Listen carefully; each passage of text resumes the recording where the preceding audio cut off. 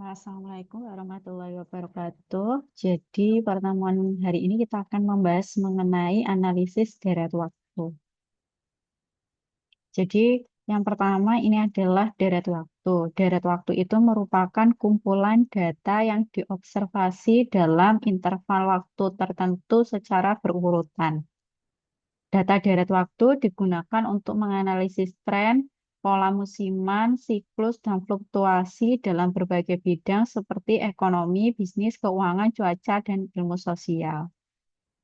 Komponen deret waktu di sini ada beberapa. Yang pertama ada tren. Jadi tren itu adalah pergerakan jangka panjang dalam data yang menunjukkan kecenderungan meningkat atau menurun seiring waktu. Jadi contohnya adalah perkembangan penduduk, kenaikan harga saham, peningkatan produksi, dan sebagainya. Kemudian yang kedua di sini ada variasi musim atau seasonality. Jadi kalau variasi musim itu merupakan pola yang berulang dalam periode waktu tertentu seperti harian, bulanan, atau tahunan. Contohnya adalah peningkatan penjualan pakaian saat musim liburan, lonjakan konsumsi listrik saat musim panas. Kemudian ada siklus. Di sini siklus itu merupakan fluktuasi yang terjadi dalam jangka panjang dan dipengaruhi oleh faktor ekonomi atau bisnis. Jadi di sini contohnya adalah siklus bisnis yang dipengaruhi oleh resesi dan ekspansi. Kemudian yang kedua ada tren pasar saham. Kemudian yang terakhir di sini ada fluktuasi acak atau irregular atau random variation. Nah, di sini itu merupakan perubahan yang tidak dapat diprediksi dan disebabkan oleh faktor luar seperti bencana alam atau krisis ekonomi. Contohnya adalah dampak pandemi terhadap penjualan retail, bencana alam yang mengganggu produksi. Nah, di sini itu kan pandemi dan juga bencana alam kan itu tidak direncanakan. Jadi fluktuasinya bisa berubah dikarenakan adanya pandemi dan juga bencana alam. Nah, yang selanjutnya ketika kita sudah memahami apa itu data deret waktu, yang selanjutnya di sini adalah analisis deret waktu. Jadi, analisis deret waktu ini merupakan metode statistik yang digunakan untuk memahami pola data yang dikumpulkan dalam interval waktu tertentu, serta dapat membuat prediksi berdasarkan pola yang telah dipelajari atau teridentifikasi. Analisis ini banyak digunakan dalam ekonomi, keuangan, bisnis, sains, dan teknik untuk memahami tren atau meramalkan nilai di masa depan. Nah, tujuan analisis deret waktu yang pertama yaitu mengidentifikasi atau mempelajari pola data. Jadi di sini menentukan apakah data memiliki tren meningkat, menurun, berulang, eh, apa namanya, siklus gitu ya. Kemudian yang kedua membuat peramalan atau forecasting. Jadi kita dapat memprediksi nilai masa depan berdasarkan data historis yang telah dipelajari. Yang ketiga di sini adalah menganalisis hubungan antar variabel. Jadi eh, kita memeriksa apakah variabel dalam deret waktu memiliki hubungan atau saling mempengaruhi. Kemudian mengurangi ketidakpastian dalam pengambilan keputusan. Nah, di sini ini dapat membantu bisnis, pemerintah, dan organisasi dalam membuat strategi berdasarkan data historis yang telah dipelajari. Nah, kemudian di sini yang akan kita pelajari hanya berbasis tren linier. Jadi, metode tren linier ini merupakan teknik dalam analisis deret waktu yang digunakan untuk menentukan pola tren data berdasarkan hubungan linier antara waktu dan variabel yang diamati. Model ini mengasumsikan bahwa perubahan data dari waktu ke waktu mengikuti garis lurus. Jadi poinnya adalah hubungan linier itu garis lurus. Kemudian metode ini sering digunakan dalam ekonomi, bisnis, sains untuk memprediksi nilai masa depan berdasarkan tren historis. Nah, kemudian rumus persamaan tren linier itu dapat dimodelkan dalam bentuk persamaan regresi gitu. Nah, YT sama dengan A plus BT, di mana YT ini merupakan nilai variabel pada waktu ke T di sini adalah waktunya, kemudian A di sini itu adalah konstanta intercept, gitu. Kemudian B ini adalah koefisien regresi, kemudian T kecil itu merupakan indeks waktu. Nah, eh, metode tren linear ini ada beberapa dan yang akan kita pelajari di sini ada 4. Yang pertama adalah metode bebas atau freehand method gitu. Metode ini dilakukan dengan menggambarkan garis tren langsung pada grafik data berdasarkan pola yang tampak. Jadi di sini metode bebas itu tidak ada perhitungan matematis yang ketat, hanya bergantung pada intuisi dari peneliti atau analis. Jadi langkah-langkahnya yang pertama yaitu kita membuat diagram sebar atau eh, datanya itu, data direct waktunya dibuat dalam bentuk diagram, kemudian tarik lurus garis secara visual yang paling sesuai dengan pola data, kemudian gunakan garis ini untuk memperkirakan tren atau memprediksi nilai masa depan. Nah, kelebihannya memang mudah diterapkan dan cocok untuk analisis awal. Tetapi kekurangannya itu adalah subjektif, kurang akurat, dan sulit direplikasi. Nah, ini adalah contohnya. Jadi, seorang analis ingin melihat tren penjualan selama 6 tahun terakhir. Ini adalah datanya dari tahun 2018 sampai tahun 2023. Kemudian ini nilai penjualannya. Nah, di sini nanti kalian tinggal membuat titik-titik dari data penjualan. Ini tahun 2018 ini 200, 2019 ini 220, 2020 ini 250, 2021 ini 270, 2022 300, dan 2023 ini adalah 320. Jadi pastikan X ini menunjukkan waktu dan Y ini menunjukkan nilainya. Nah, setelah kita gambar titik-titik ini, maka kita bisa membuat garis tren manual. Nah, nanti dari garis ini kita tinggal teruskan untuk tahun-tahun selanjutnya. Nah, nanti nilai itu yang akan digunakan sebagai data forecasting atau nilai prediksi. Nah, kemudian metode yang kedua di sini adalah metode rata-rata bergerak atau moving average method. Jadi metode ini digunakan untuk menghaluskan data dengan menghitung rata-rata nilai dalam jendela waktu tertentu atau periode waktu tertentu. Metode ini membantu mengurangi fluktuasi pada jangka pendek. Nah, rumus perhitungan rata-rata bergerak itu adalah MAT sama dengan YT plus YT min 1 plus YT min N plus 1 dibagi dengan N. N di sini adalah jangkanya, jangka waktunya berapa tahun. YT ini adalah data pada tahun ke T, kemudian ini data pada tahun sebelumnya, ini data pada tahun beberapa sebelumnya. Nah, kemudian adalah contohnya seperti ini. Ini adalah contoh dari metode rata-rata bergerak. Ya, di sini ada 5 tahun data penjualan. Nah, kemudian kita ingin menghitung rata-rata bergerak dengan periodenya adalah 3. Nah, jadi untuk periode 1 dan kedua di sini kosong karena datanya itu tidak ada di atas tahun 2000, apa di bawah tahun 2018.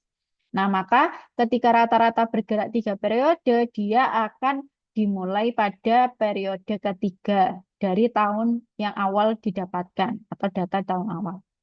Nah, di sini pada tahun ketiga itu terletak di tahun 2020, maka nanti nilai moving average-nya dia adalah tahun 2018, 19, 2020. Jadi 100 ditambah 120 ditambah 130 dibagi 3. Kemudian pada tahun 2021 dia dimulai dari tahun 2019, 2019, 20, 21. Dan begitu seterusnya. Kalau semisal 2 periode, dia akan dimulai pada tahun 2019. Nanti nilai yang ada di sini itu adalah penjumlah apa rata-rata dari 100 dan 120. Tuh. Nah, yang selanjutnya ini adalah metode rata-rata semi. Jadi metode ini membagi data menjadi dua bagian yang sama, di mana menghitung rata-rata masing-masing bagian, lalu menarik garis tren berdasarkan titik dari rata-rata ini. Nah, di sini yang membedakan antara metode rata-rata bergerak dan semi, kalau rata-rata semi di sini data yang kita punya itu dibagi menjadi dua bagian yang sama besar. Tuh. Nah, kemudian dari dua bagian itu kita menghitung rata-rata dari masing-masing bagian. Nah, di sini misalnya ada data Y. Data Y dibagi menjadi dua, akhirnya ada Y1 dan Y2. Nah, kemudian kita hitung rata-rata dari Y1 dan rata-rata dari Y2. Nah, yang selanjutnya kita bisa menentukan persamaan garis tren. Nah, garis tren itu adalah YT sama dengan A plus BT sesuai dengan rumus umum dari persamaan metode tren linier. Nah, kemudian untuk mencari nilai B itu adalah rata-rata bagian kedua dibagi dengan rata-rata bagian ke satu dibagi dengan waktu tengah bagian kedua dan waktu tengah bagian ke satu. Kemudian untuk mencari nilai A itu Y rata-rata dikurangi B dikali T rata-rata. Nah, kemudian ini adalah contohnya ya. Nanti kita akan lebih banyak praktek menggunakan Excel. Nah, jadi di sini terdapat 5 tahun data penjualan. Tuh. Nah, kemudian karena di sini datanya ada 5, ketika kita ingin membagi dua sama besar kan itu 2,5. Nah, tetapi di sini karena datanya itu tidak mungkin bentuknya desimal, maka kita ambil untuk Y pertama dia itu dari 2018 sampai 2020 atau berjumlah 3 periode. Kemudian kalau data yang kedua, dia dari 2021 dan 2022. Nah, setelah kita bagi menjadi dua bagian, maka yang selanjutnya adalah kita menghitung rata-rata pada Y1 dan rata-rata pada Y2, sehingga didapatkan nilai rata-ratanya adalah sebagai berikut ini. Y1 sama dengan 223,3, Y2 adalah 285. Nah, yang selanjutnya kita lihat di sini ada T1, ada T2. T1 itu adalah periode pada waktu tengah. Di sini itu adalah 2019 ya. 18, 19, 20, maka kita ambil yang 2019 untuk periode ke-1. Nah, periode ke kelompok kedua atau bagian kedua ini kan ketika di rata-rata hasilnya adalah 2021,5. Maka kita bulatkan ke atas, jadi periodenya adalah 2022. Nah, didapatkan bahwa nilai B-nya itu adalah 20,56 setelah dimasukkan ke dalam rumus. Nah, yang selanjutnya adalah kita menghitung nilai A. Sebelum kita menghitung nilai A, kita tentukan di sini untuk T sama dengan waktu tengah atau tahun tengah. Karena di sini itu waktu tengahnya adalah 2020, maka kita ambil 2020 sebagai tahun awal. Nah, di mana anggapannya 2020 karena di tengah dia nilai T-nya adalah 0. Kemudian 2019 itu -1, 2018 -2, 2021 ini 1, 2022 ini 2. Gitu. Nah, tinggal dimasukkan ke dalam rumus Y rata-rata dikurangi B dikali T rata-rata. Hasilnya adalah 248. Nah, ini adalah persamaan trennya yang sudah terbentuk. Nah, metode yang terakhir di sini adalah metode kuadrat terkecil atau least square method. Jadi, metode ini itu mencari garis tren terbaik dengan cara meminimalkan jumlah kuadrat selisih antara nilai aktual dan juga nilai prediksi.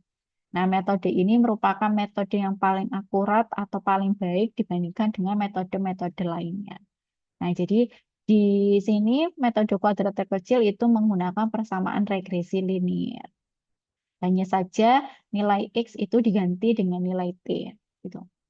Nah, di sini ini adalah modelnya sama seperti persamaan umum metode tren linier, kemudian nilai A ini merupakan rata-rata dari nilai Y, kemudian nilai B itu kita cari dengan cara menggunakan rumus ini. Nanti kita akan praktik di Excel.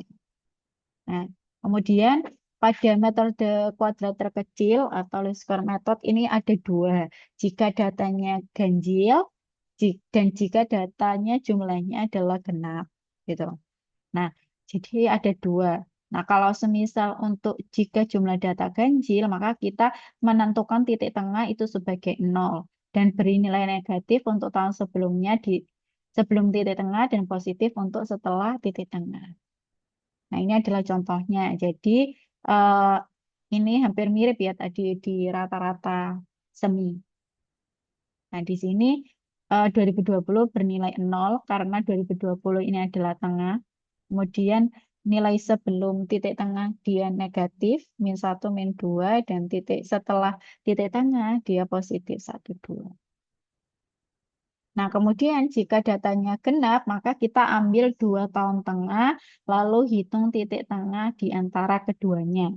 Kemudian gunakan skala waktu setengah langkah lebih kecil dan setengah lebih besar dari titik tengah. Contohnya adalah seperti ini.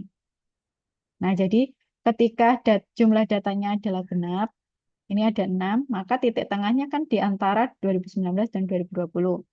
Nah, karena di sini itu apa namanya merupakan titik tengah, maka kita bagi setengah lebih kecil dan setengah lebih besar. Jadi 2020 ini 0,5, 2019 min 0,5. Untuk selanjutnya dia tinggal diselisihkan dengan 1. Jadi min 0,5, 1,5, min 2,5. 0,5, 1,5, 2,5, dan seterusnya. Nah, kemudian mengapa ada perbedaan antara data ganjil dan genap? Karena data ganjil lebih mudah, karena titik tengahnya langsung berada di tengah. Kalau data genap, dia harus menyesuaikan skala waktu agar tetap simetris. Jika tidak dilakukan dengan benar, maka nilai B dan nilai A nanti tidak akurat, sehingga bisa menjadikan prediksi itu menjadi salah. Nah, ini adalah contohnya kita menggunakan data ganjil ya. Nanti kita akan lebih banyak eh, menggunakan Excel saja untuk perhitungan yang ada di sini.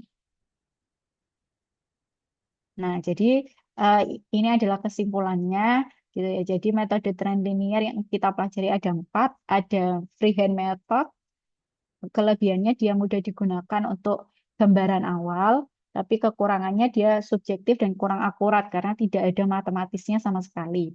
Kemudian yang kedua ada semi average method, itu lebih objektif dibandingkan freehand dan kekurangannya tidak mempertimbangkan seluruhan data.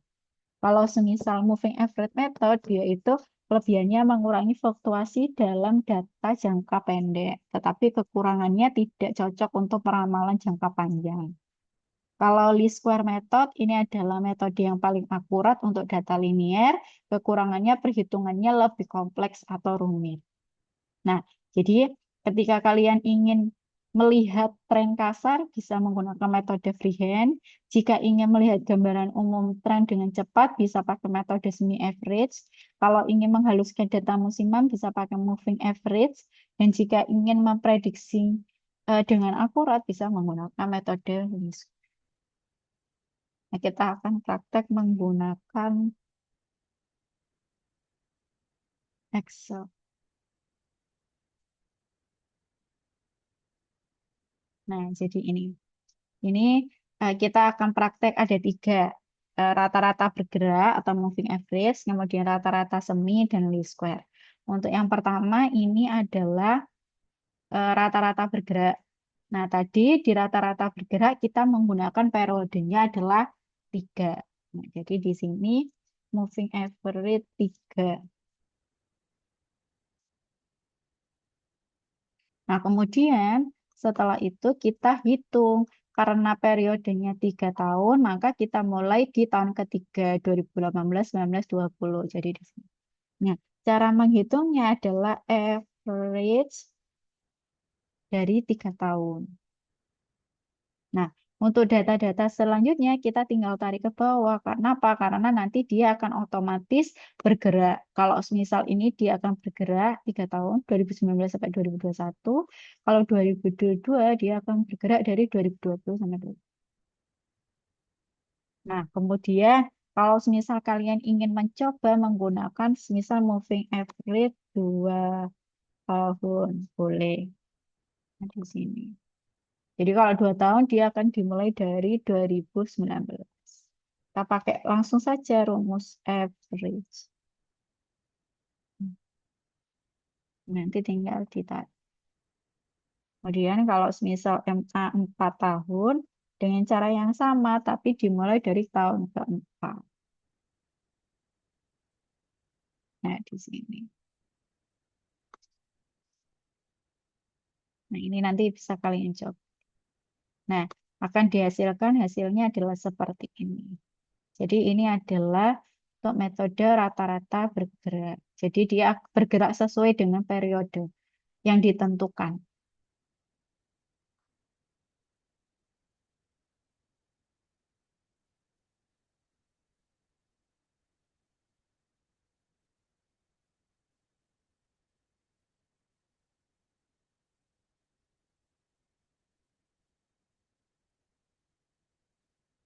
Nah, ini adalah hasil untuk metode rata-rata bergerak.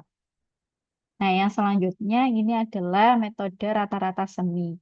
Jadi, kalau rata-rata semi tadi kita merubah atau membuat menjadi 2 bagian ya di sini.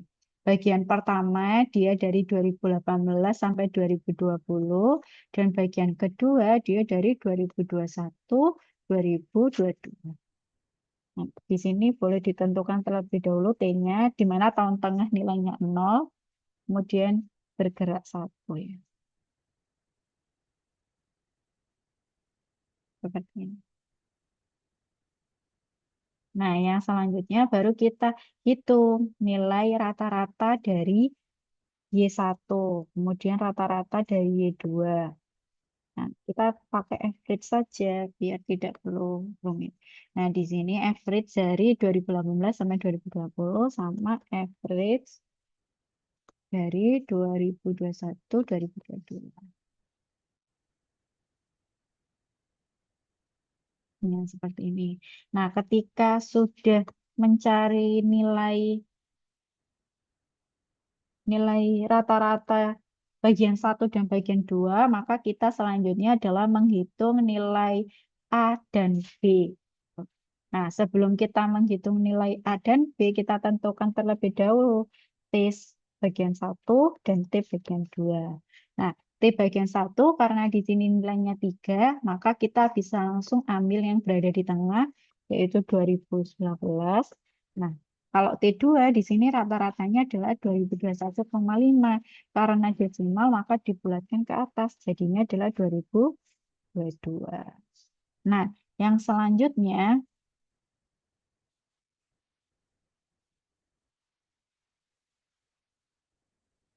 kita masukkan ke dalam rumus yang ada di sini. Nah, untuk mencari nilai B, maka rumusnya adalah sama dengan Y2 dikurangi dengan Y1 dibagi T2 dikurangi dengan T1. Jangan lupa diberi tanda kurung.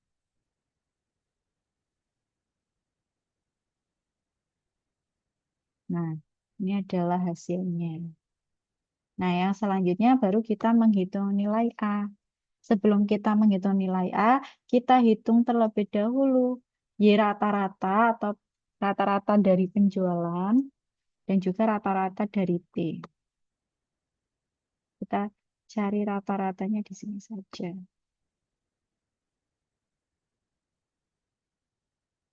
Average. Itu.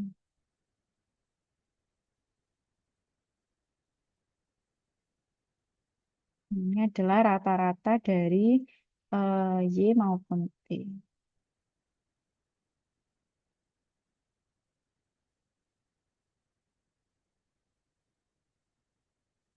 seperti ini.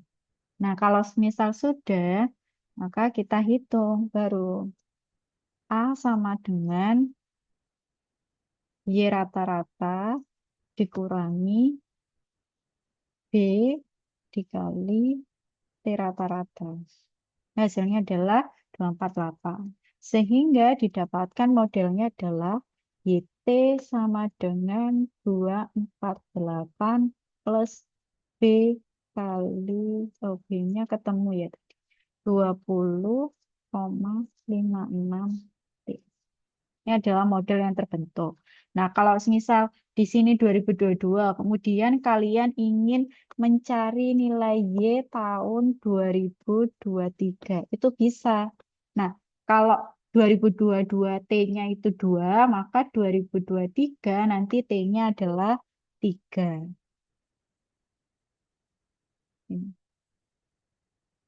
Y3 sama dengan 248 ditambah 20,56 dikali 3. Nah, hasilnya bisa kita cari di sini.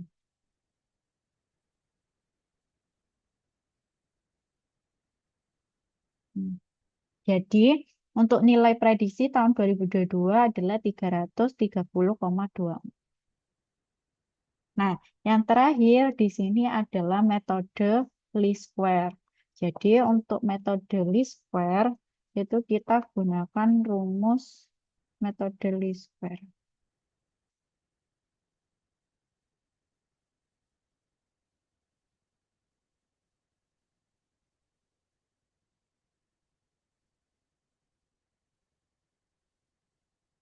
Nah, ini adalah rumus untuk metode least square.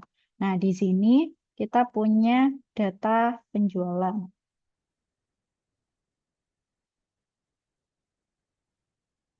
Kemudian kita perlu menghitung B dan juga A, di mana di dalam B itu kita perlu menghitung perkalian T dengan Y, kemudian T kuadrat, itu kita perlu hitung terlebih dahulu. Nah, jadi di sini kalian tulis dulu T, kemudian ada T pangkat 2, kemudian ada perkalian dari T dan Y. Nah,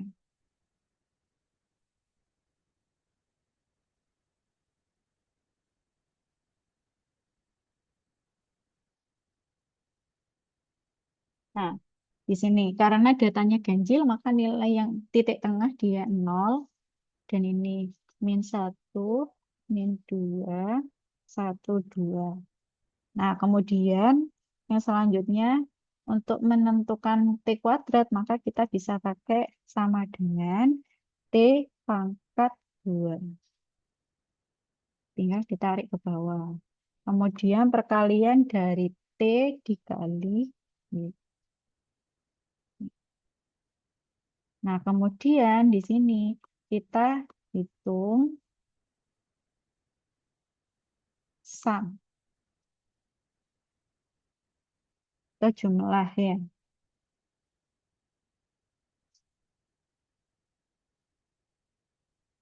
Nah, ini adalah hasilnya.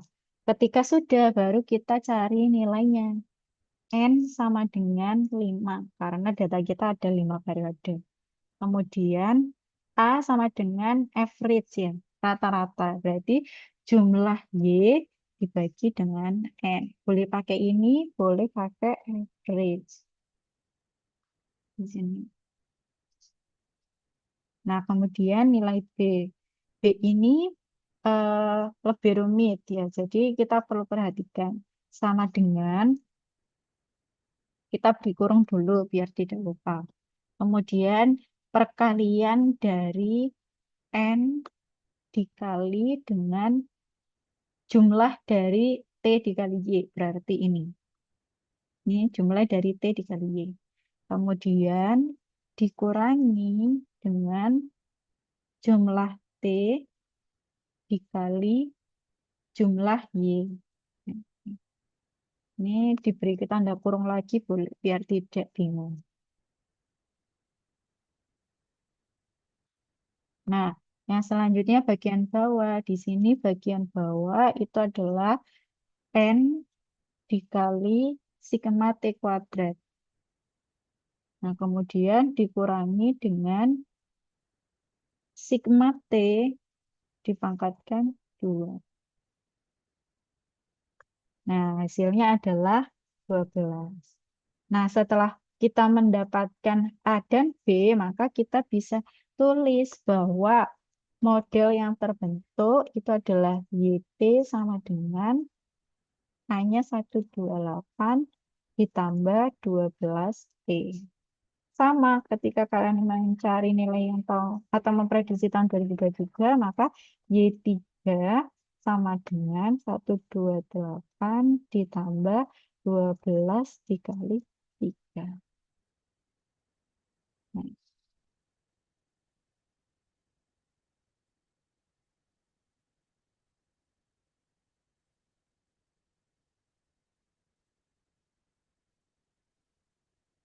Nah, hasilnya adalah 164. Nah, jadi ini adalah materi dari analisis deret waktu gitu. Nanti bisa kalian coba dan cocokkan hasilnya dengan yang ada di PPT. Nah, jadi eh, jika ada yang kurang bisa dipahami, nanti bisa kita diskusikan lagi di grup. Saya akhiri, terima kasih. Wassalamualaikum warahmatullahi wabarakatuh.